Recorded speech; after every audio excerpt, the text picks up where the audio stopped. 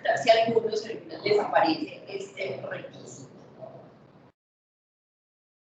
Les voy a contar que en nuestra tercera aula de las ideas del Politécnico Gran Colombiano, que se hace el proyecto educativo Create Camps, lo estamos realizando mes a mes con diferentes temáticas. Cada mes generamos algunos temas que ustedes también nos vienen generando y contando un poquito de sus intereses, y de ahí traemos invitados e invitadas para poner a conversar estos temas.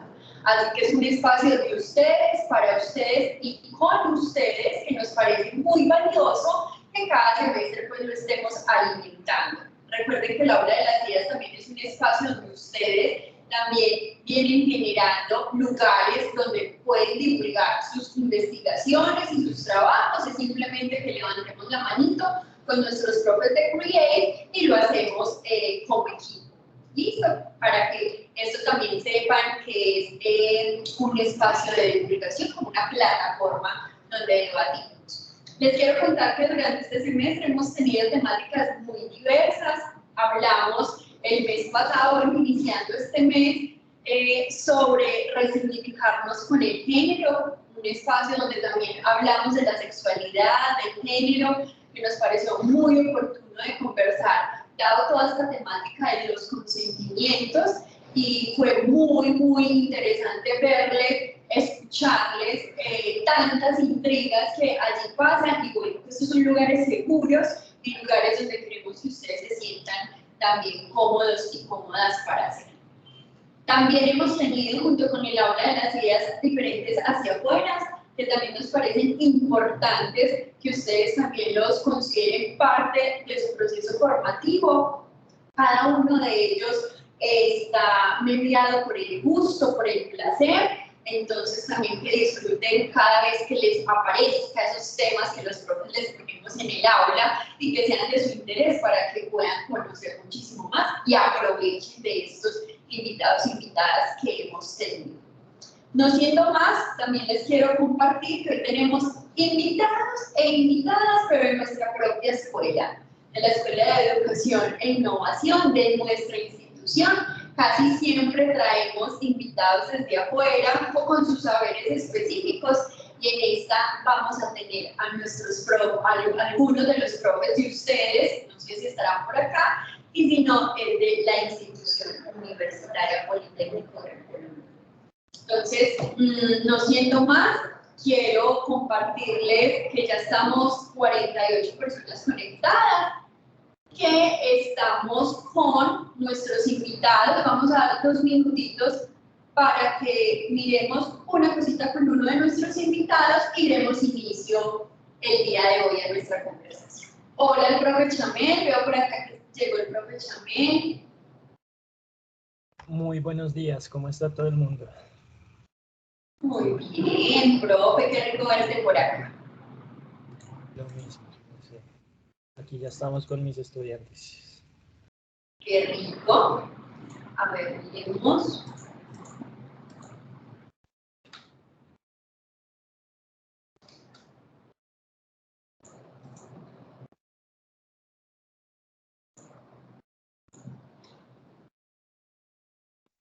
¿Listo? Ya estamos todos y todas. Qué pena ahí la escuelita. Ustedes saben que la virtualidad amerita tener todo, plan A y plan Z. Como les decía, mi nombre es Isabel. Bienvenidos y bienvenidas a este espacio de la Aula de las Ideas. Hoy sobre la ética en la educación superior. Una palabra que nos ha acompañado desde que iniciamos los semestres, siempre está ahí presente, y que hoy viene a darnos un espacio para conversarlo y reflexionarlo en escenarios íntimos y privados que ustedes pondrán en el centro de la mesa para que los ayuden en su proceso formativo y de ciudadanía. En este espacio tendremos invitados, como les decía, hoy de la escuela.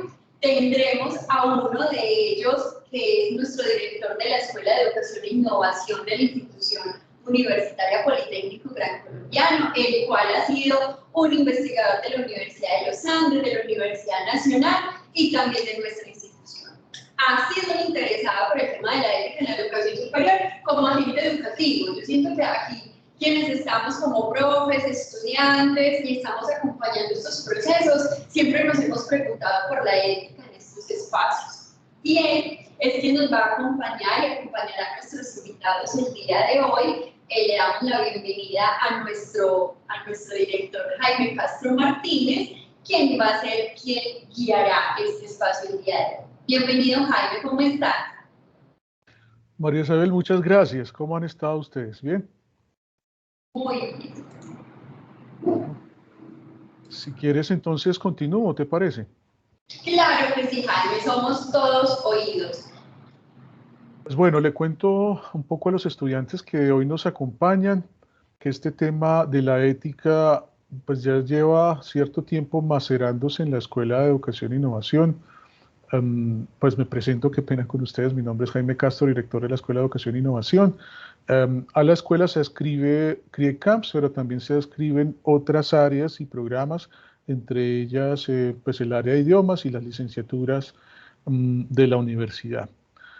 Bien, entonces les contaba que llevamos desde hace algún tiempo macerando este tema de la ética. Nos parecía muy importante conversar con ustedes, los estudiantes, sobre esta cuestión de cómo entender la ética en el espacio universitario, en el espacio de la educación superior, particularmente porque notábamos ciertas prácticas, especialmente en la educación virtual, de manera concreta, y esperamos que además esta grabación de este video podamos compartirlo con todos nuestros estudiantes de la virtualidad.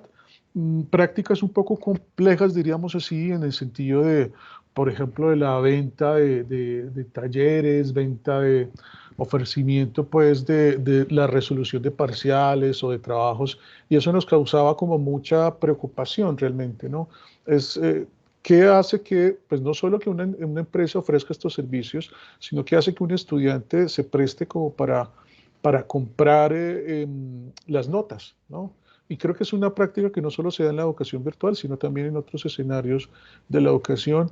Y veíamos allí como un elemento interesante de reflexión en torno a la ética de la educación superior, pero particularmente a la ética de los estudiantes de la universidad y en general pues, de los estudiantes en el sistema universitario. Sabemos que hay otras iniciativas que también se vienen dando en el Politécnico, que seguramente ustedes conocen, como lo es el Pacto de Honor, que ahí se habla, por ejemplo, de temas relacionados con la amabilidad, la honestidad, la humildad, la responsabilidad, el respeto social y la perseverancia, pero pues queríamos quizás salirnos un poco del contexto del Pacto de Honor, o más bien abordar otras formas, otras estrategias para comprender un poco mejor este tema.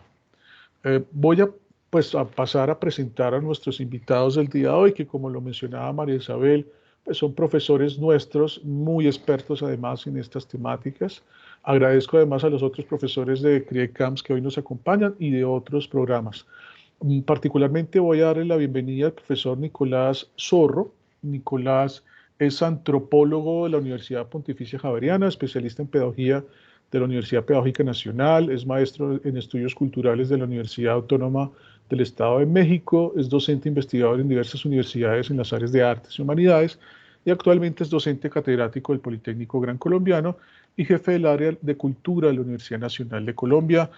Nicolás, bienvenido. Hola Jaime, hola a todos y a todas. Es un placer estar el día de hoy con todos ustedes para trabajar este tema. Entonces, pues, muchas gracias por la invitación. Perfecto. También tenemos el día de hoy a la profesora Lilian Arenas. Lilian es antropóloga, magíster docente universitaria, consultora, investigadora y analista. Es especialista en mediaciones y diálogos interculturales, en memoria histórica, migraciones, caracterización, restablecimiento y garantía de derechos, desde un enfoque étnico, diferencial y desde una perspectiva transversal interseccional de género. Actualmente es profesora catedrática del Politécnico Gran Colombiano. Bienvenida, profesora Lilia, qué bueno verla por este espacio. Hola Jaime, muchas gracias. Buenas tardes a todos, a todas, a todos. Un gusto estar acá con todos y todas.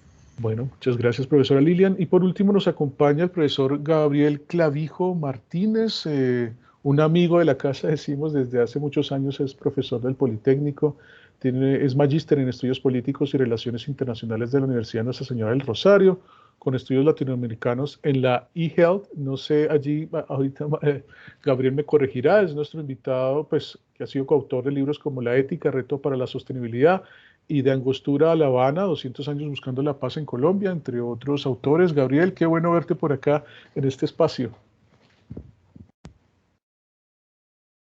No te estamos escuchando, Gabriel. Tienes el micrófono silenciado. Ya. Hola Jaime, ¿ya me escuchan? Ahora Ok. sí. Hola Jaime, qué gusto volverlos a ver, a mis compañeros, especialmente a ti, que hace ya tanto que no nos vemos, pero bueno, es un placer estar acá con ustedes. Bueno, muchas gracias, Gabriel.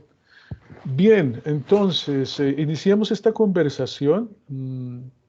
El micrófono estará habilitado para preguntas hacia el final. Voy a darles la palabra a cada uno de los invitados, iniciando, vamos a iniciar por el profesor Gabriel, pero ya les cuento un poco cómo va a ser la dinámica. Bien, la ética se presenta como, bueno, con algunos hitos como disciplina a través de la historia, que además nos permite como una reflexión constante acerca del comportamiento humano ante diversas situaciones, ya sean de aspecto personal, social, político y, bueno, evidentemente en la educación superior. Queremos iniciar esta conversación preguntándole a Gabriel, este marco de la ética como principio universal, ¿desde dónde nos ubicamos para entender este concepto que hoy, digamos, es llamado por toda la sociedad para generar, indagar buenas prácticas de las nuevas ciudadanías? ¿Cómo entendemos este concepto de la ética, Gabriel? Explícanos, por favor. Bueno, primero que todo, dentro de la concepción ciudadana del Estado, de la ciencia política, desde el punto de vista de la ciencia política, que es mi campo de acción como profesional, lo primero que hay que ver es que la ética es un constructo de aprendizajes colectivos y de buenas prácticas instaurados bajo el concepto de la ley. ¿Qué quiere decir? La ley es un armonizador dentro de las construcciones sociales que hace que existan unos acuerdos en donde, donde la sociedad y los seres humanos, nosotros como ciudadanos, nos ponemos de acuerdo en qué es lo bueno y qué es lo malo. Esos aprendizajes, esos aprendizajes son los valores que nosotros aprendemos desde nuestras casas, desde nuestra más temprana infancia. Esos valores es importantísimo entender que no son ni positivos ni negativos, simplemente son aprendizajes que nosotros tenemos en nuestra intimidad de nuestro hogar cuando somos pequeños. Ahora, estos valores trascienden a la parte social, ¿sí? Permean la sociedad y existe y empieza a existir unos valores públicos y unos valores privados. Y me explico, por ejemplo, si yo nací en una familia con personas que se dedican al hurto, ese valor de robar para sobrevivir para mí es completamente normal y válido, ¿sí? Eso hace parte de mis valores personales, pero existe un acuerdo social en donde, ¿sí?, se dice que robar es malo. Esos son los valores públicos que son legitimados desde la ley, y la ley es la que articula y la que organiza todos estos valores sociales. Ahora, estos valores sociales están sustentados o están organizados, o el catalizador de todos estos son las prácticas éticas. ¿Y qué es la ética? Es la concepción personal, ¿sí?, de que mis acciones públicas y privadas correspondan a mis valores. Por ende, existe una ética personal y una ética pública. Entonces, lo que yo haga al interior de mi hogar, de mi forma de ser, de mi ethos principal, es mi ética personal, pero esa ética está regida y ordenada y subyugada sobre una ética pública del buen comportamiento.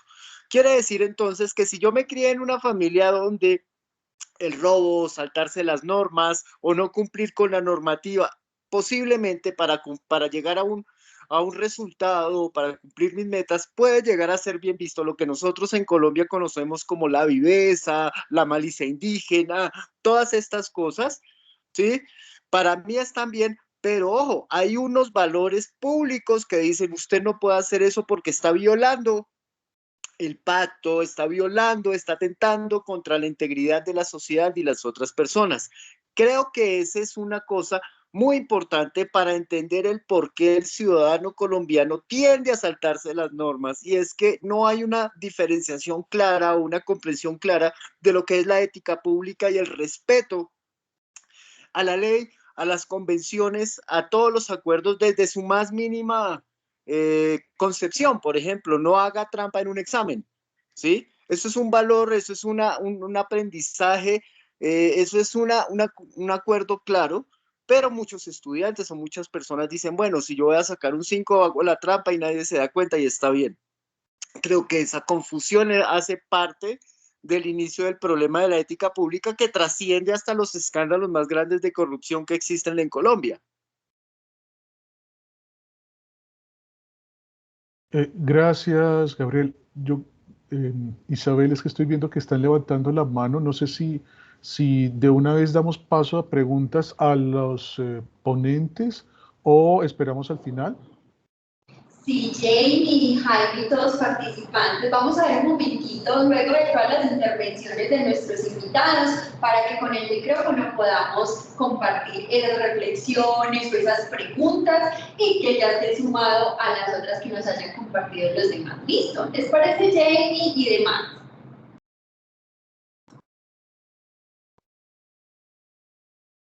No escuchamos aquí la respuesta de Jamie. ¿Sí, Jamie? Sí, claro, no hay ningún problema. Perfecto, muchas gracias. Bueno, a ver si entendemos entonces, Gabriel, existirían en dos, digámoslo así, dos éticas, una personal y una pública. Evidentemente lo que nos interesa es entender, claro, el tránsito entre la ética personal y la pública, si es que el concepto es de tránsito, pero en principio, y si hemos comprendido, esta ética personal pues depende también de los ambientes, de los contextos de crianza, de los mismos aprendizajes, de esa construcción de valores al interior de los hogares o de las familias, ¿sí? Y mientras que la ética, digamos, el escenario público, pues depende evidentemente de esos valores compartidos que socialmente, pues tratando de entender qué es un valor compartido, es un poco complejo de definir, pero entendemos que hay ciertos acuerdos sociales con relación a esos valores compartidos, a esos valores públicos, y que es justamente la ley quien termina, la norma la que termina, pues, ¿cómo decirlo? Digamos, generando los márgenes de tránsito por esos valores sociales o valores públicos. En ese sentido, sí, es así que... Efectivamente. Okay. Efectivamente, Jaime, tú tocas un punto muy importante, y es que creo que esta pérdida de valores, lo que se conoce o lo que nosotros conocemos como la pérdida de valores, los valores tradicionales con los que hemos sido educados, no se han perdido, es que han sido reemplazados por otro tipo de valores que han sido aceptados socialmente. Tristemente, ¿sí? Entonces es la cultura del vivo vive del bobo, aprovechar el papayazo, valores que fomentan prácticas nocivas como la corrupción a todo nivel, ¿sí? La corrupción no es no robarse billones de pesos de un contrato estatal, sino también se traduce en hacer copia en un examen. Es lo mismo, o sea, la corrupción no tiene niveles de más o menos, la corrupción es simplemente saltarse la norma, es violar la norma. Entonces es igual de corrupto el que se cuela en una fila al que se roba 1 billón de pesos, porque acá la cuestión no es relativizar la corrupción en cuantías, sino en el acto de acabar y de trastocar el orden social. Ese es el problema de Colombia, que nosotros tenemos una mente flexible y que tiende a relativizar la falta. La falta es una falta solamente por el hecho de quebrar el contrato, quebrar el acuerdo, quebrar la ley, ¿sí? Cuando me refiero a una ética personal, es la ética que yo tengo dentro de mí, de mis prácticas, que para las personas puede ser muy correcta, pero si viola o está en contrasentido con el acuerdo de ley, pues simplemente no se puede hacer. Y eso es lo que aquí muchas veces no hay claridad y tiende a confundirse. Gracias, Gabriel. Es que allí surge una digamos, una preocupación, tú ya lo has señalado en términos de que los valores por sí mismos no son ni positivos ni negativos, pero claro, cuando hablamos de corrupción y cuando hablamos de una cultura centrada, por ejemplo, en el papayazo, de alguna forma estas prácticas terminan convirtiéndose en valores. Eso es lo que tú llamas, no tanto digamos, bueno, sí, el reemplazo de los valores tradicionales por nuevos valores. ¿Cómo afecta esto, digamos, esta idea de estos nuevos valores, por llamarlo así, el ejercicio ciudadano, el ejercicio de la ciudadanía? Porque creo que eso es lo que nos preocupa de fondo, y eso estamos, sobre todo en un escenario, en el escenario de la educación superior, que creo que el escenario de la educación superior lo que intenta es rescatar quizá esos valores tradicionales, pero se enfrenta con una realidad, pues, con la realidad social de valores transformados o distintos, ¿no? Que pujan o pugnan por otras formas, sí, otras maneras. ¿Cómo entender esto que vive la educación superior de un encuentro o desencuentro entre valores, digamos, transformados y la búsqueda de valores tradicionales? ¿Cómo entender ese escenario? Bueno, el concepto de la ciudadanía, ¿sí? En términos políticos, la ciudadanía es el actor o la persona, miembro de una sociedad que hace participación o es partícipe del devenir político en la toma de decisiones y en la gestión de las decisiones que tiene un Estado.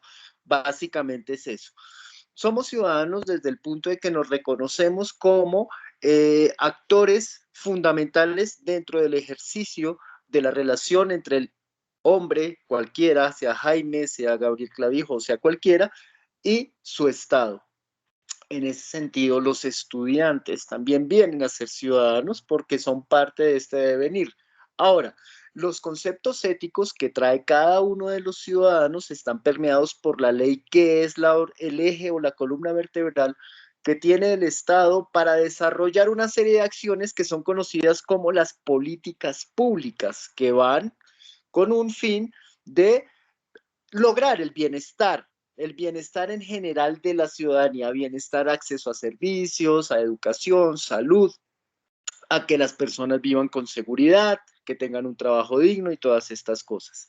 Ahora, ¿cuál es el problema de la ciudadanía cuando no tiene una claridad dentro de sus prácticas éticas? Que se saltan los acuerdos que brinda el Estado, que se salta toda la forma como el Estado está desarrollando estas acciones y simplemente al saltarse esto, se desvirtúa la acción del Estado y se desarrollan unas prácticas que en vez de ir en favor del bienestar general, favorecen son intereses particulares de una sola persona, de un grupo muy reducido de personas que tienen intereses que van en contravía del bienestar general. Doy un ejemplo. El caso de los centros poblados, este escándalo de 70 billones de pesos, se contrataron una serie de personajes que tenían unos intereses particulares y estaban muy lejos de llevarle conectividad a los niños en las escuelas, ¿sí? Se saltaron un contrato o un contrato social en donde se dice, se firma con el Estado y hay que hacer un trabajo excelente, pulcro, transparente, honesto para llevarle estos beneficios a estos niños. Nosotros como ciudadanos participamos de ese contrato dando los recursos con nuestros impuestos. Nos burlaron, nos violaron el acuerdo a nosotros, nos engañaron y estafaron por la desviación de una serie de intereses particulares que se saltaron ese acuerdo general porque no existía una claridad en los principios éticos de la contratación. Ahora, esa, esa, esa normalización de la violación a la norma también es sumamente nociva. Y cuando hablo de la normalización de la norma es esas terribles creencias populares de no dar papaya, aproveche el papayazo, el vivo del bobo, sea el vivo del colegio, hay que ser vivo. Esa viveza, esa malicia indígena es muy nociva, son aprendizajes, son formas de pensar sumamente nocivas que normalizan las traiciones o quebrar los principios éticos de buen actuar en una sociedad. Gracias, Gabriel. Creo que tú has puesto sobre la mesa un tema muy, muy interesante que quiero retomar en un rato. Voy a darle la palabra a nuestros compañeros y es esta idea de favorecer los intereses particulares o personales por encima del bienestar general. Creo que allí hay un punto, digamos, fuerte de discusión o por lo menos de comprensión y es un poco la razón del por qué esta búsqueda de favorecer el interés personal, que además en Colombia ha tenido una fuerza impresionante y es lo que ha hecho también en parte que vivamos como estamos viviendo, ¿no? En donde hay, el individuo, ¿no?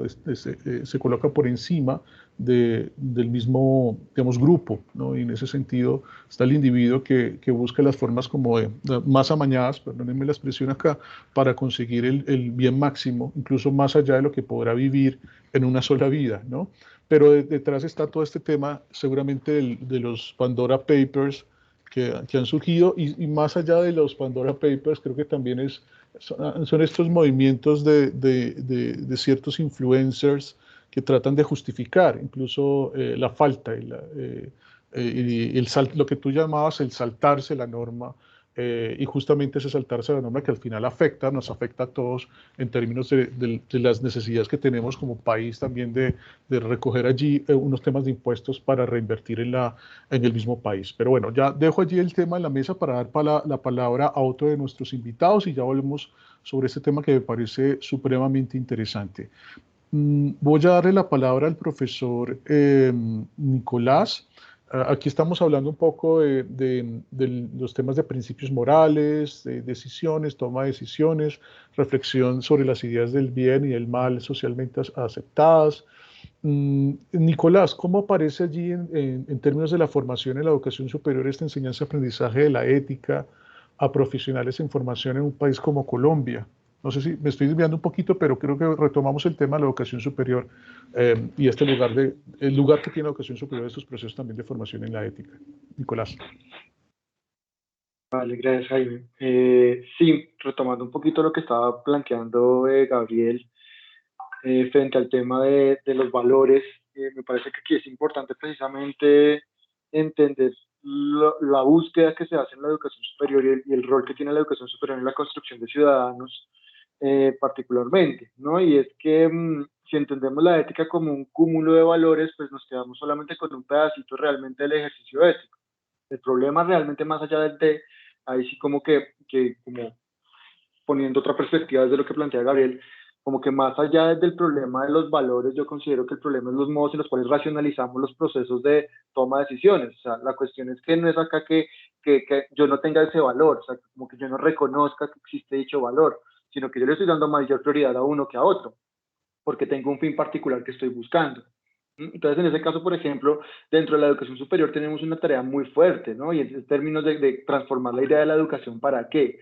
Si la idea de la educación se plantea desde un escenario que está contemplado por su resultado, como por ejemplo el tema de la calificación o el tema de un título, que es el que me va a poder permitir a mí generar unas transformaciones en mi vida, por ejemplo, o tener una posición social particular, pues de alguna manera, si ese es el objetivo, si el objetivo es tener el título, si el objetivo es pasar la materia, pues ese es el valor máximo al cual yo le voy a dar pues prioridad. No me importa cómo yo llegue allá, yo tengo que llegar allá porque eso es mi prioridad. Pero si, digamos, dentro de las maneras en que racionalizamos la educación está de una manera mucho más acerca del valor mismo de la educación, más allá del resultado, más allá de lo que espero obtener por esta situación, por esa recompensa, ¿no? Que nosotros tenemos como unos modos de entender la ética como muy o punitiva o digamos de recompensa, ¿no? O sea, yo lo hago o porque me castigan o yo lo hago o porque me dan premio, ¿no? Y casi siempre es una motivación externa a mí. Yo hago las cosas porque o me van a castigar o me van a premiar. Y no hay una construcción de esa ética sobre mí mismo, sobre el valor mismo que para mí es importante. Y ahí digamos precisamente un poco esa ética, por ejemplo, privada que mencionaba ahorita Gabriel. Ahí precisamente creo que es un primer elemento que es importante tener en cuenta. Y el segundo, pues también la formación del pensamiento crítico. No, estoy de acuerdo con Gabriel, digamos que esta cultura de la viveza nos tiene como un poco jodidos en Colombia, pero también hay que comprender en el contexto en el cual estamos y que digamos que digamos la ley en este caso y los acuerdos sociales que se toman en un país como Colombia, pues no son acuerdos sociales en los cuales todos participamos, ¿no? Son acuerdos sociales que se están tomando desde ciertos poderes y que luego nosotros tenemos que asumir como de todos, ¿no? Reforma tributaria, por ejemplo. No, entonces aceptemos, entonces no voy a pagar mis impuestos juiciosamente porque es que soy ciudadano y debo cumplir con el Estado, pero yo hice parte de ese ejercicio, yo pude decidir, ¿no? Y eso que estamos hablando en un escenario como la educación superior, en la cual somos ciudadanos, que tenemos unas condiciones socioeconómicas particulares que nos permiten participar mucho más activamente dentro de la sociedad. Pero ¿y qué pasa con toda la gente que no hace parte de estos procesos? ¿No? Que es totalmente invisibilizada y que les toca aguantarse lo que hay. ¿Mm? Entonces, yo precisamente creo que es como también, y ahí de pronto difiero un poquito con la idea de Gabriel, de la falta y que todas las faltas son iguales. A mí me parece que sí, efectivamente, hay que reconocerlos todos como faltas, pero sí hay una serie de condiciones y particularidades que hacen que uno entienda, y por eso los valores son neutros en ese sentido, me permiten hacer una interpretación muy diferente. Es diferente cuando yo tengo y genero una falta a partir del poder, ¿no? Para obtener más de lo que ya tengo, a cuando, por ejemplo, se rompe el acuerdo social, porque dicho acuerdo social no me tiene en cuenta y me está generando una situación compleja, ¿no? Entonces pensemos, yo qué sé, ¿no? El ejemplo de ahorita no sé, no pasa tanto, bueno, no sé, con el tema de la pandemia, pero el tema de los colados, que fue un tema muy de moda durante mucho tiempo, es diferente claramente cuando yo me colo y tengo la plata para colar, para pagar el Transmilenio, ¿no? Y lo hago simplemente como por saltarme, por vivir la experiencia, por ser rebelde, por lo que sea, y me salto y me cuelo en Transmilenio, a cuando yo me cuelo es porque no tengo cómo más hacerlo. ¿Mm? Como que esto es lo que hay y si no me cuelo y el Estado y si las condiciones sociales no me lo dan y lo necesito, pues, ¿qué hago ahí? ¿Mm? Entonces yo creo que ahí son como también hacer un pensamiento crítico, una posición crítica frente a también eso. O sea, como que claramente, y eso es lo que va a permitir que tengamos instituciones sí, instituciones y leyes mucho más fuertes y mucho más creíbles, mucho más fiables. Creo que uno de los grandes problemas que tenemos es que pues, no se cumplen las leyes porque no hay ninguna institución que las respalde, ¿no? Ahí está, digamos, el contexto un poco antropológico. Ningún rito, ninguna acción, ninguna práctica social puede estar sustentada sobre el aire, tiene que estar sustentada sobre una simbología que le da sentido y que le permiten entender que, bueno, tengo que cumplirlo por dicha razón. Pero cuando dicha simbología, cuando dicha institucionalidad está rota, cuando no podemos creer en ese espacio, pues yo, ¿por qué voy a cumplir la ley? No hay ningún elemento que a mí me dé como un valor precisamente que me permita eso. Yo creo que precisamente la universidad es una de las pocas instituciones sociales que todavía tiene un poco de credibilidad, ¿no? En un país como Colombia, ¿no? El Estado no tiene credibilidad, la fuerza pública no tiene credibilidad, los medios no tienen credibilidad. Creo que la universidad todavía tiene ese poder y precisamente la idea es darnos cuenta y fortalecer eso para que los estudiantes como que tengan la confianza y el valor y bueno, y el respeto y el orgullo que les permita decir cómo hago y mi posición como estudiante es importante, es relevante y por eso debo comportarme de una manera particular. Creo que hacia allá es a donde tenemos que trabajar un montón en la educación superior. Gracias, Nicolás. Creo que nos has dado como también más elementos para comprender este sentido de la ética. Una ética ya no todo, digamos, ya no centrada en el cúmulo de valores, sino más desde los modos de racionalización para la toma de decisiones.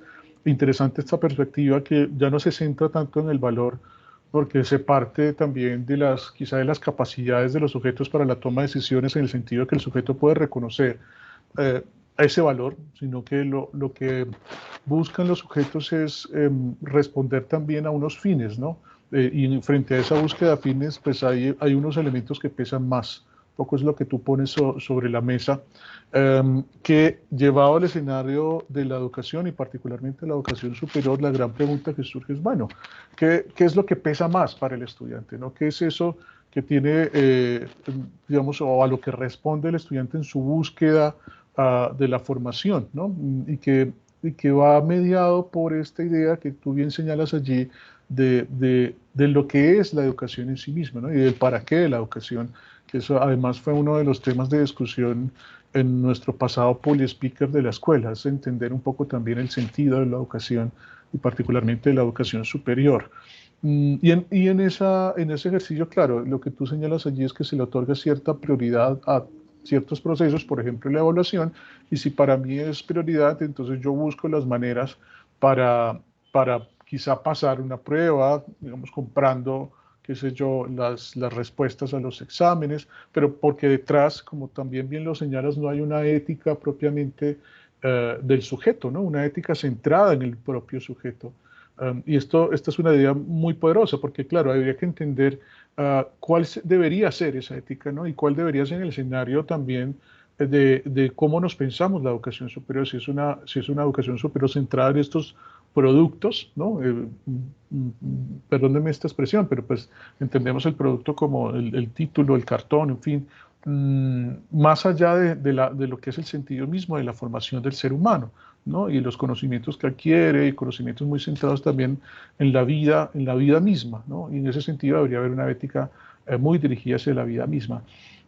Y pues tú colocas allí un par de elementos adicionales muy interesantes, uno que tiene que ver con la participación en la toma de decisiones, y eso tiene que ver también con el tema de ciudadanía, y es qué pasa cuando las personas no se sienten representadas en los procesos participativos, y que en ese sentido que la toma de decisiones o los efectos de las tomas de decisiones, incluso en términos de las leyes y de las mismas políticas que mencionaba Gabriel también al principio, por ejemplo, cuando hablamos de política pública, cuando se construyen políticas públicas no participativas o donde no participan las personas.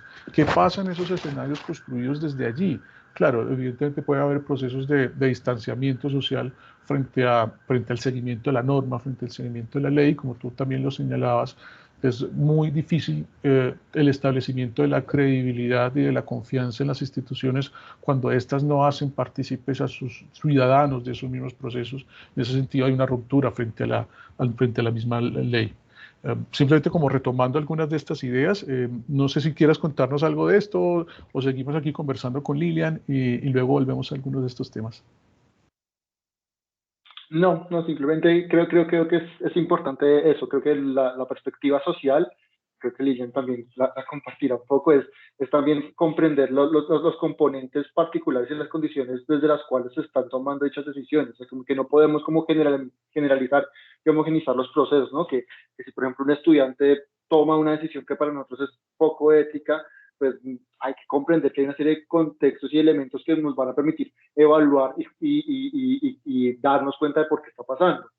Porque si lo asumimos simplemente como desde una mirada de tiene o no tiene el valor, pues de alguna manera estamos dejando un montón de cosas que están involucradas en la hora de que un estudiante o una persona toma una decisión para bien o para mal, entre muchos comillas. Entonces, Gracias, gracias Nicolás. Bueno, Lilian, es importante aquí mencionar que cuando hablamos de ética en la educación superior estamos conversando de espacios donde se da el reconocimiento a autores, comunidades y diversidades de pensamiento que convergen en la toma de decisiones todo el tiempo, pues con unas consecuencias que son evidentes hoy y nos trae justamente preguntas sobre las prácticas de los estudiantes, sobre las prácticas no solo de los estudiantes, también de los docentes y de los ciudadanos en general.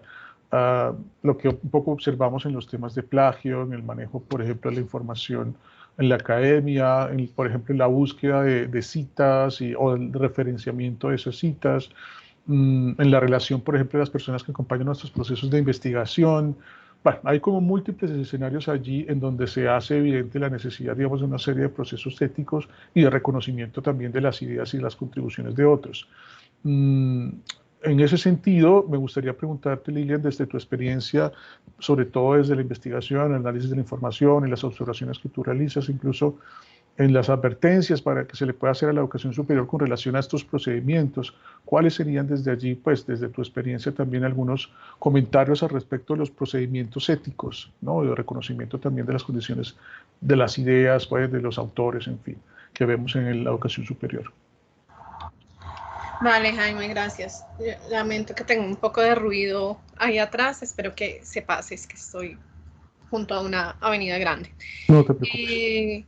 Bueno, yo estoy muy en consonancia con lo que mencionaba Nicolás. Creo que es importante, digamos, como superar esa dicotomía entre lo público y lo privado y entender que todo lo privado también es político, también es público, está interrelacionado todo el tiempo, que si bien la ley nos va a hablar o las normas nos van a hablar sobre ciertas características o ciertas circunstancias, nosotros justamente desde la academia tenemos también que preguntarnos sobre esas normas, sobre la forma de construcción de esas normas, sobre la forma de construcción de estos principios, sobre cómo entonces definimos cuáles son los valores que promovemos, cuáles son las morales que promovemos, ¿no? La moral como esta construcción de lo que nos parece comunitariamente, socialmente, que es bueno y lo que nos parece que es malo. Y que por supuesto, como bien señalaban al comienzo, pues tiene cambios también en el tiempo, tiene cambios en los contextos, pero son acuerdos que hacemos como comunidad, pero que no se restringen solamente al ámbito de la ley y de lo normativo. Si nosotros vamos a ver, por ejemplo, cosas como los Pandora Papers que ahora mencionabas tú, pues en realidad puede ser que no sea una práctica ilegal, que no estén contraviniendo la ley. Sin embargo, éticamente están mal, ¿sí? Porque igual están buscando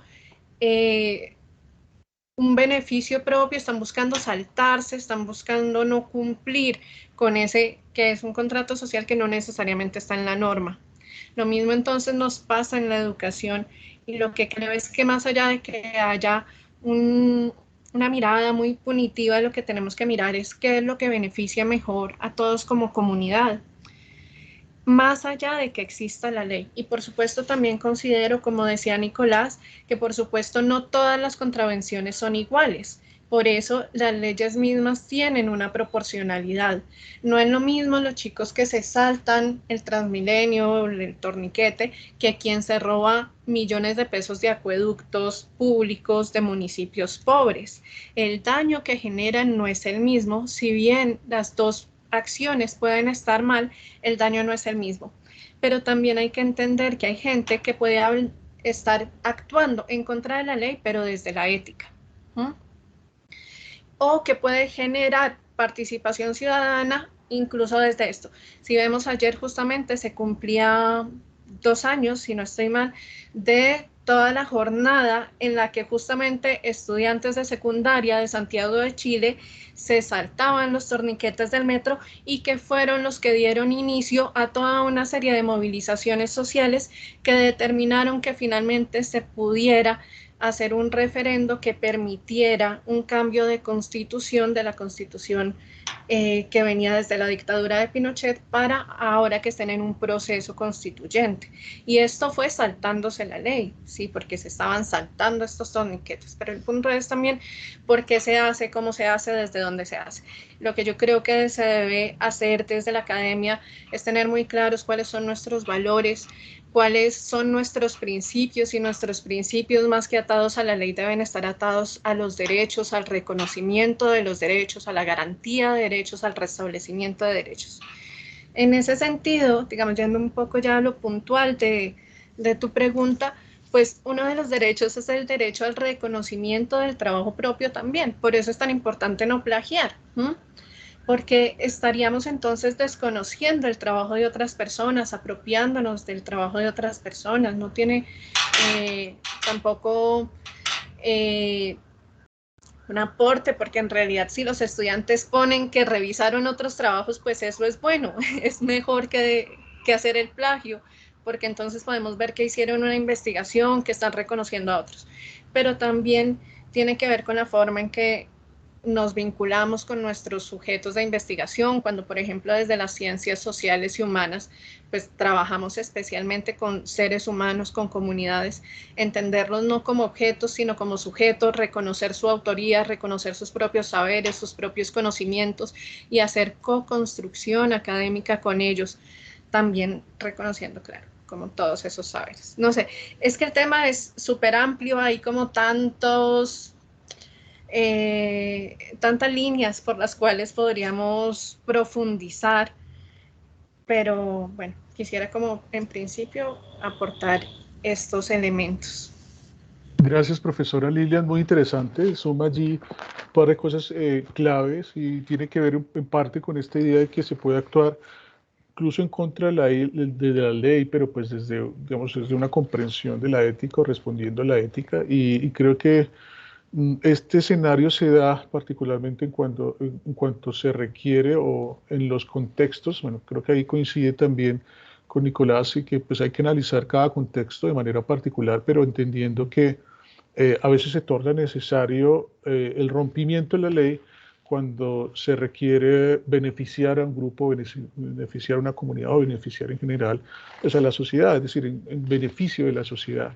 Y ahí uno puede tener una ruptura con respecto a lo que es la ley misma, ¿no? Pero pues son casos muy particulares. En ese sentido, y creo que como bien lo señala Lilian, la universidad, pues la educación superior, en general el sistema educativo, debe estar centrado en la comprensión, o más bien en el cuestionamiento de la ley y de la norma, en la comprensión y cuestionamiento de la ley y la norma y en la comprensión de cómo se definen justamente estos valores incluso creo que ahí también colocas un término que tiene que ver con lo moral, ¿no? Y los mismos sistemas morales, porque evidentemente eso es lo que nos permite también reflexionar un poco como esto que tú señalabas y que se ha señalado a lo largo también de esta conversación sobre lo que es bueno y lo que es malo, no solo lo que es bueno y lo que es malo en lo privado, sino también en lo público, y creo que allí se empieza a romper esto que tú decías al principio, esta dicotomía entre lo público y lo privado. ¿Qué otro elemento también señalas? Me pareció muy importante esta idea de ir más allá de la ley hacia el derecho, y hacia el derecho es en términos de comprender lo que es la garantía, restablecimiento de derechos, el reconocimiento de esos derechos, y en ese sentido, y sobre todo en el ejercicio académico, está todo el tema de reconocimiento también de la propiedad intelectual, el trabajo de otras personas, de la participación de nuestros sujetos de investigación, bueno, y en general de reconocimiento de saberes y conocimientos que se instalan en ese marco del derecho. Pues bueno, bien interesante. No sé si abrimos entonces por acá la conversación, si les parece. Espérenme a ver si tengo alguna pregunta general para todos los panelistas. Antes de darle la palabra al público, así de forma muy rápida, por aquí veo una: ¿cuáles son los compromisos que debemos tener como educación superior, como profesionales en formación, docentes en general, como comunidad académica, para apostarle a sociedades cada vez más éticas? No sé si alguno quiera participar de esta pregunta de nuestros invitados, Nicolás, Gabriel o Lilian. Se repito acá es, ¿cuáles serían esos compromisos que debemos tener como educación superior o en general como comunidad académica para apostar a sociedades más éticas? ¿Hacia dónde debemos dirigir un poco la mirada? Bueno, yo voy a arriesgarme.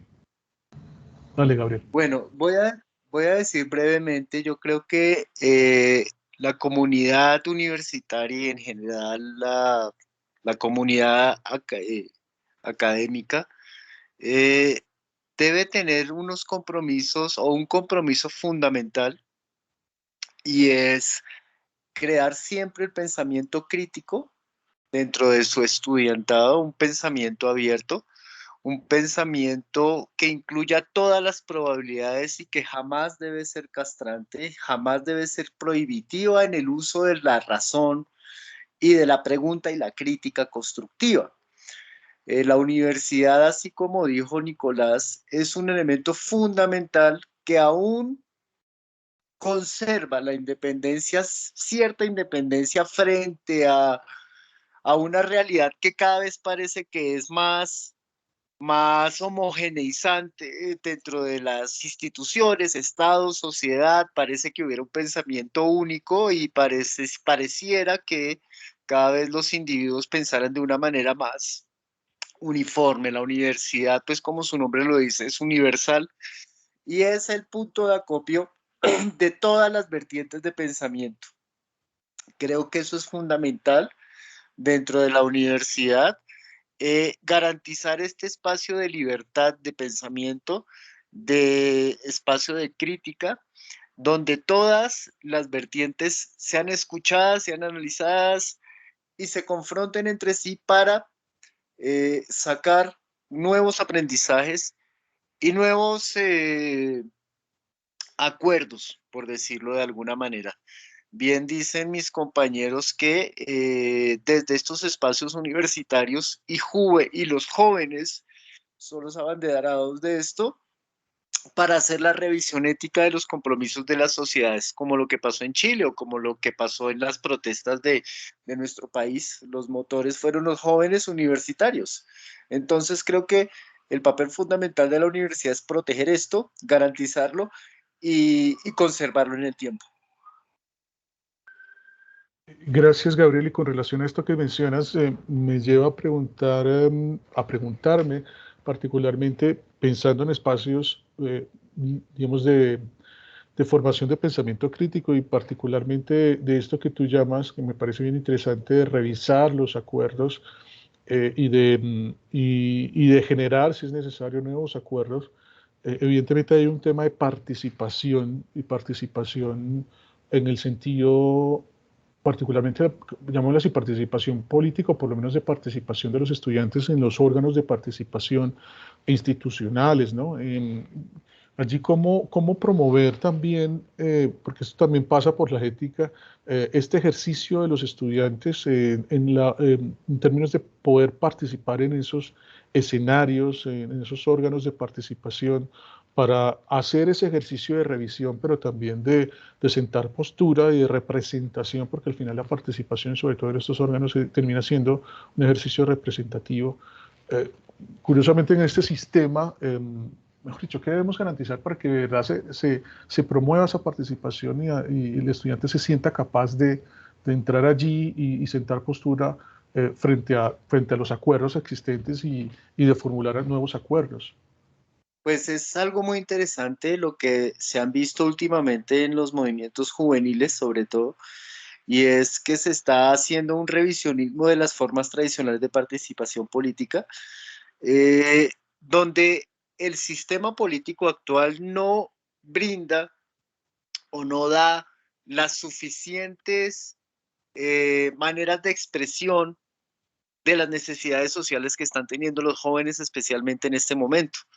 Los jóvenes están buscando nuevas formas de participación mucho más directa, más creativa, con nuevos lenguajes y expresiones, en donde las necesidades de esta población, de los jóvenes, sean escuchadas realmente y sean escuchadas por un Estado que, como dijo Nicolás y mi compañera Lilian, no les brinda las suficientes respuestas ni les garantiza las suficientes beneficios sociales que están demandando. Entonces es una nueva forma de participación en donde los jóvenes necesitan y buscan y exigen el cumplimiento de nuevas necesidades, necesidades que no existían antes, 10, 20 o 30 años antes. Ahora, ¿en dónde va la parte de la ética? Pues la ética, ¿sí? Es del Estado, por parte del Estado, es escuchar a estos jóvenes y darles respuestas efectivas y contundentes, participativas, donde se incluyan en el diálogo nacional, que tradicionalmente han estado totalmente excluidos. En la medida en que se incluyan, pues obviamente cambiarán las instituciones. Eh, Creo que hay algo muy interesante que está metido acá en esta conversación y es el papel de la ley. La ley es el eje articulador, pero debe ser una ley que incluya y que escuche. Y para que incluya y escuche, pues debe haberse espacios para que estos jóvenes sean incluidos y sean escuchados. ¿Me hago entender? Entonces, en esa medida, creo que es un trabajo conjunto del Estado, de las instituciones, abrir los oídos a la participación de los jóvenes, algo que en este momento el gobierno, pues veo que no tiene mucha voluntad de hacerlo, pero que sí es necesario que se promueva. Y pues la universidad debe ser un espacio garante, casi como una pequeña cápsula o un pequeño fuerte en donde los jóvenes sean protegidos y salgan todas estas ideas. Gracias, Gabriel. Creo que has colocado también un par de temas allí adicionales que tienen que ver justamente con el reconocimiento de los grupos excluidos y también del lugar de la inclusión en estos procesos, una inclusión que evidentemente comprendemos como real en el sentido de una escucha real y dar respuestas participativas concretas a grupos que pues tradicionalmente y particularmente los jóvenes no han sido, digamos, escuchados, ¿no? En ese sentido, importante esta idea también de la inclusión en todos estos procesos y que la misma ley también sea garante también de esos procesos de inclusión y de escucha, ¿no? Y de generación de estos espacios de escucha. No sé si Nicolás o Lilian quieren participar de esto último. Sí, a mí me gustaría como aportar. Estoy pues muy de acuerdo en todo y creo que algo que igual sí es fundamental tanto para los jóvenes como para también otros tipos de poblaciones es que se supere, digamos, la sola escucha, porque tiende a hacerse una dinámica que es consultiva, ¿no? Entonces, resultamos en unos procesos que son consultivos y es como si, vale, los consultamos, les escuchamos, pero hacemos otra cosa.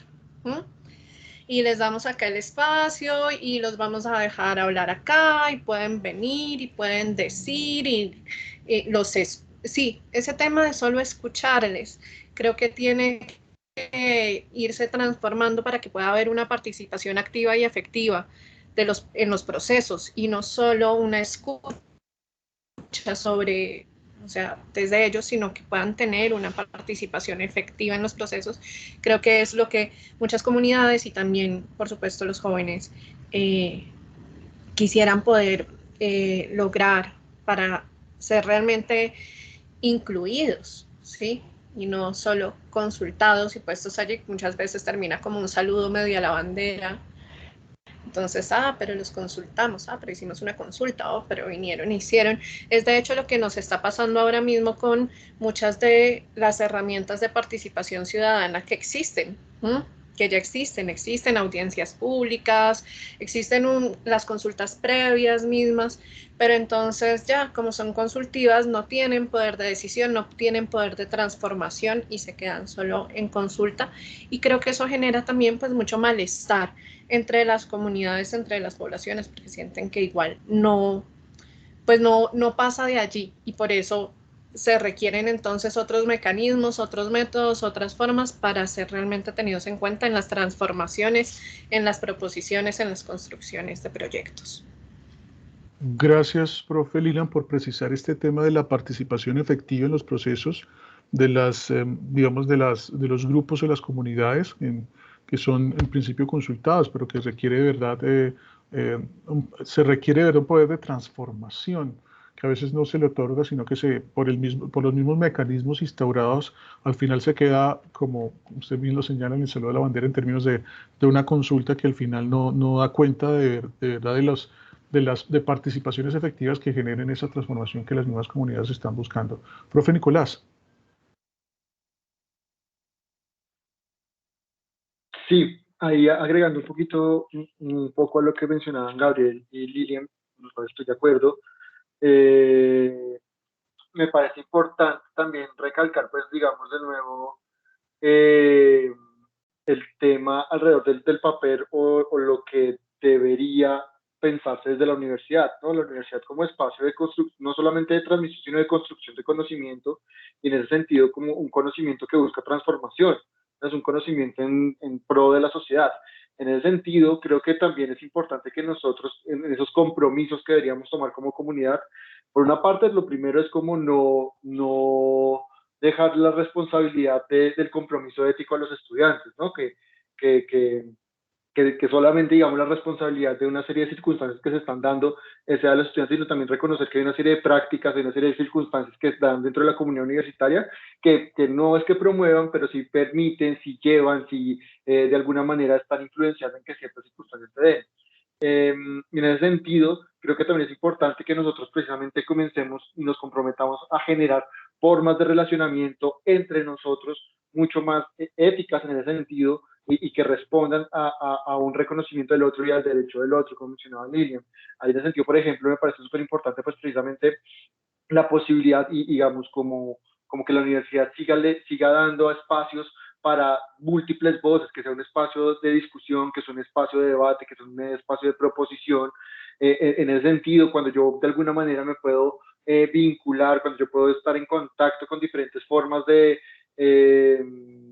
vida, con diferentes valores diferentes a los míos, pues eso de alguna manera me va a permitir a mí relativizar un poco los que yo traigo así digamos, yo vengo con esos valores un poco, como decían ahorita, de la viveza, pero yo al ponerme en contacto con personas que tienen otras formas de vida, eso me va a sensibilizar y de alguna manera me va a poner a mí en cuestión, ¿será que esto que yo estoy haciendo sí lo estoy haciendo bien?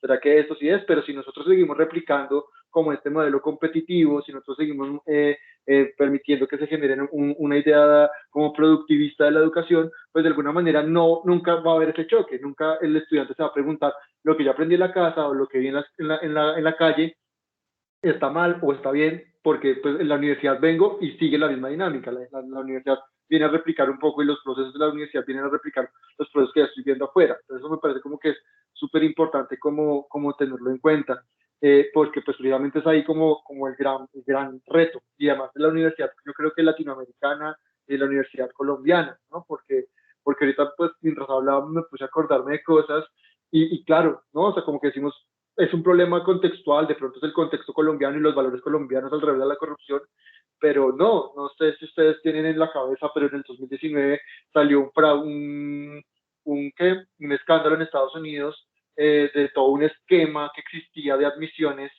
para sobornar a profesores, sobornar a entrenadores, para que chicos que no tenían la capacidad para ingresar a ciertas universidades, pero tenían la plata, pagaran para poder entrar a Harvard, para poder entrar a Princeton, para entrar a todas estas universidades prestigiosas, ¿no? Y este es el primer mundo, pues, ¿no? Entre muchas comillas, ¿no? Es como gente que tiene otros valores, allá la ley sí se respeta, no sé qué. No tiene nada que ver con esa situación. Tiene que ver más bien es con las maneras y con un contexto mucho más macro que tiene que ver pues con la sociedad capitalista y con unos modos competitivos de comprender al sujeto que comienzan a llevar a ese tipo de escenarios. Gracias, profesor Nicolás. Aquí también puntualiza otros elementos bien interesantes sobre, bueno, por un lado no dejar esta responsabilidad solo en el estudiante, y creo que estamos de acuerdo en que pues es un tema de la comunidad y esta comunidad pues pasa también por el docente y pasa también incluso pues evidentemente por digamos, las áreas administrativas, ¿no? Que también tienen allí un compromiso con todos estos procesos. Importante esta idea de comprender las formas en que nos relacionamos éticamente los unos con los otros. Importante esta idea también de entender la otredad, ¿no? La otredad en el sentido de reconocimiento de quiénes son los otros, no tiene que ver también con procesos de inclusión, pero que aquí se presentan desde la idea del derecho del otro, sí, del reconocimiento del otro, y se plantea o se reitera más bien esta idea de generar espacios de escucha, no solo de escucha, sino también de participación real o efectiva, de debates con propuestas muy concretas, y además de intercambio. Yo creo que esa es una parte importante, la posibilidad de intercambiar con otras personas con distintos valores o con valores distintos a los nuestros o con diferentes formas de vida, incluso los llevaría al escenario de la cultura, incluso con diferentes culturas, ¿no? Que eso nos permite también, o nos abre un poco el espectro de la comprensión de lo que es justamente esa otredad y esas otras formas de vivir la vida. Y el profe Nicolás también cierra un poco con esta idea de que quizás lo que se requiere allí también es un cambio en los modelos, el modelo, quizás salirnos un poco de ese modelo competitivo, productivista, capitalista, perdón, no sé si profesor Nicolás me acepte la palabra, un poco neoliberal también, pero que nos conduzca a otras formas de comprensión de quiénes somos, cómo habitamos este mundo y también quizá cómo transitamos este proceso por el sistema educativo, ¿no? Pues bien, yo voy a darle la palabra, que no se las hemos dado a los estudiantes, entonces, si les parece, la estudiante que había levantado la mano,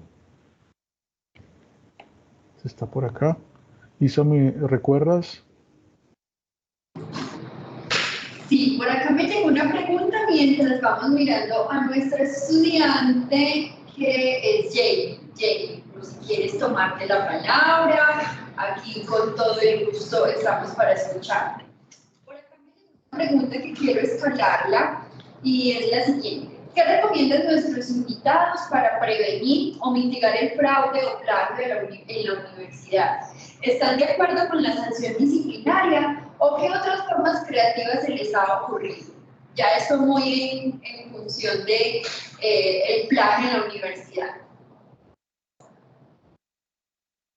No sé quién quiera participar.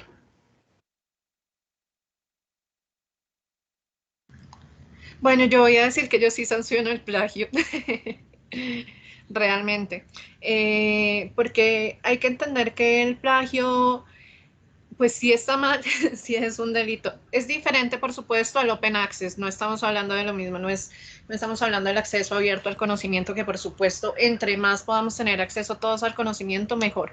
Pero justamente ese acceso al conocimiento también tiene la responsabilidad del reconocimiento de los trabajos de otras personas.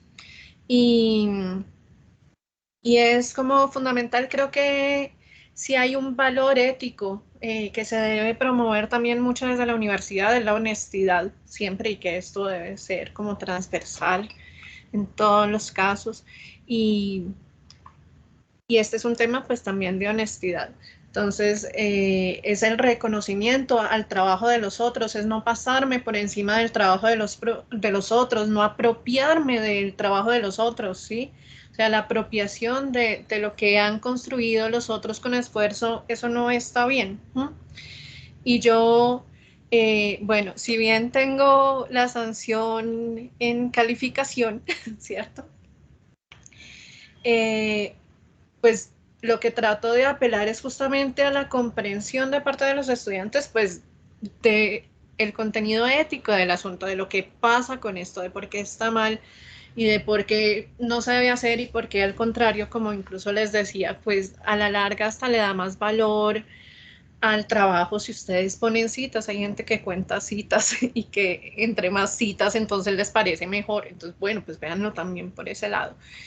Yo creo que es algo que sí se debe trabajar mucho. Yo conozco un caso en el que por plagio quitaron un cartón de un sociólogo y le prohibieron volver a estudiar por 10 años en la universidad pública. Entonces, pues hay que saber que es cierto este asunto, que es real, pero que más allá de esto punitivo o normativo, pues que es algo que no debemos hacer por ética, ¿sí? Justamente por ética, por reconocimiento del otro, por respeto al otro.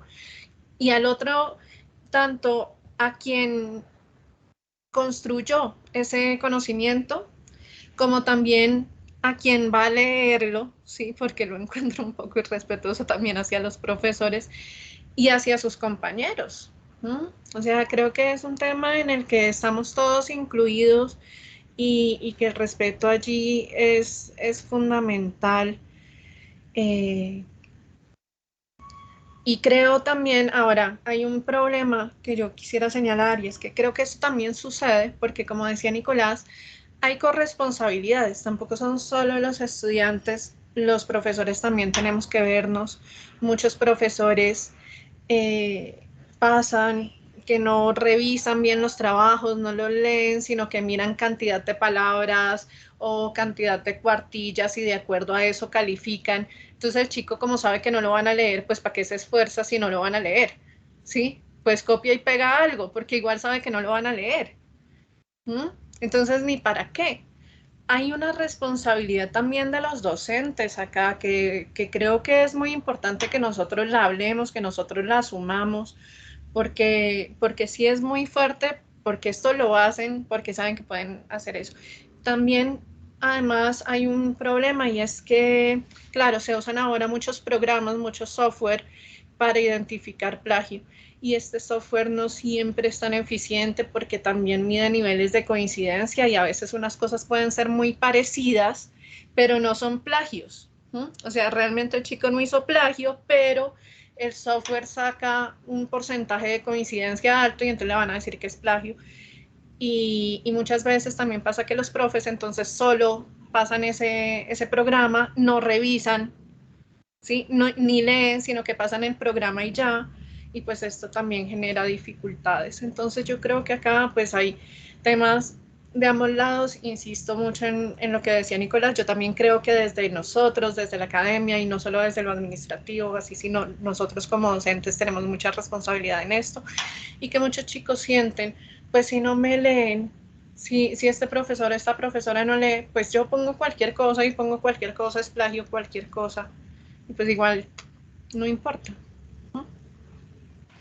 Gracias, profesora Lilian. No sé si Nicolás o Gabriel, yo simplemente quiero hacer una anotación pequeñita allí con respecto a esto, y es, claro, yo recuerdo uno de los estudios que hizo la Universidad de los Andes a propósito del plagio, que me llamó mucho la atención porque, claro, lo primero es entender por qué el plagio, ¿no? Entender por qué el estudiante comete lo que nosotros llamamos plagio, y si efectivamente, como nos mencionaba la profesora Lilian, todo esto que está sucediendo es plagio, porque puede pasar que no lo sea.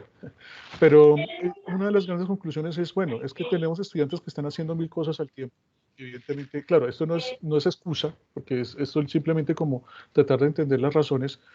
Y si yo soy un estudiante que tiene 5, 6, 8 trabajos al tiempo, entonces dicen, no, pues ahorro tiempo y copio, pego y organizo y demás.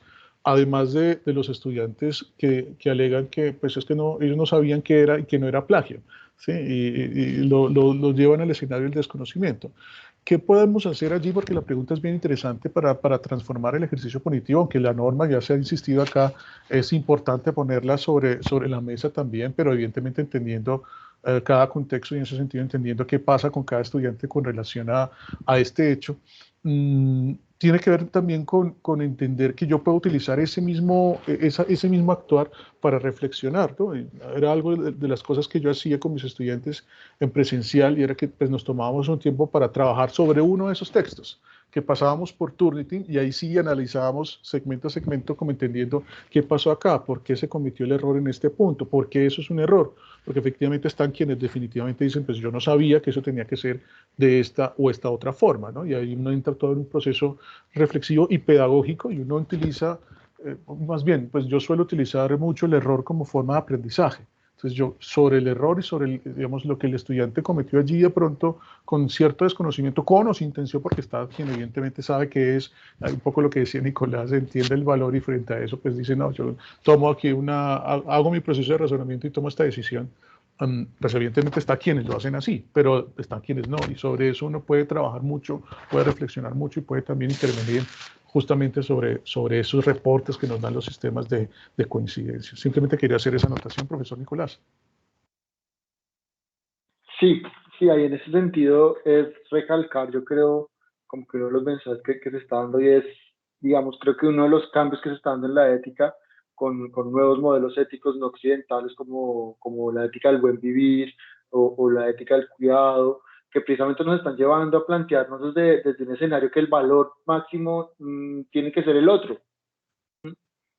El otro y el bienestar del otro, que me va a terminar llevando a mi propio bienestar, es como un elemento fundamental.